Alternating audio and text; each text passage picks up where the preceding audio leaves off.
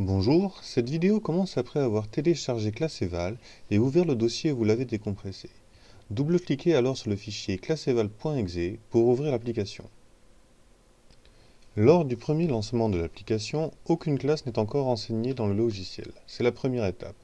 Pour ce faire, cliquez sur Nouvelle et renseignez le nom de la classe et son niveau. Les autres sont facultatifs. Cliquez alors sur Enregistrer. Vous pourrez renseigner les champs facultatifs par la suite, mais ce qu'il est important de voir, c'est que, une fois que le niveau est sélectionné, Classeval affiche toutes les matières et sous-matières décrites dans le socle de compétences pour ce niveau. La consultation d'une matière n'est pas encore possible, car aucun élève n'est renseigné.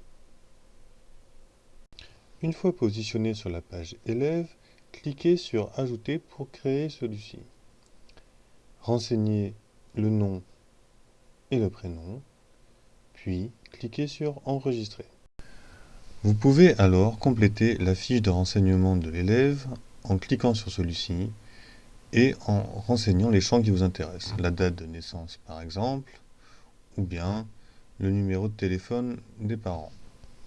N'oubliez pas d'enregistrer votre modification, puis faites de même avec tous les nouveaux élèves de votre classe. Passons à la présentation des périodes. Classeval vous permet de gérer jusqu'à 5 périodes scolaires, mais vous n'êtes pas obligé de toutes les utiliser. Vous pouvez d'ailleurs les renommer en trimestre par exemple, si cela correspond à l'organisation de votre école. Découvrons maintenant le système d'affichage des compétences. Pour chaque sous-matière, Classeval affiche toutes les compétences du socle de l'éducation nationale. À chaque colonne qui s'affiche sur la page correspond une compétence. L'intérêt de ce système est lorsque vous passez la souris au-dessus des colonnes et donc des compétences, ou que vous sélectionnez une de zone, le descriptif détaillé de la compétence s'affiche dans la partie haute du logiciel, vous donnant ainsi l'information en permanence, sans pour autant encombrer l'application graphiquement. La notation de l'élève s'en trouve alors grandement facilitée, car pour celui-ci, vous n'avez plus qu'à noter par compétence l'évaluation que vous souhaitez lui attribuer.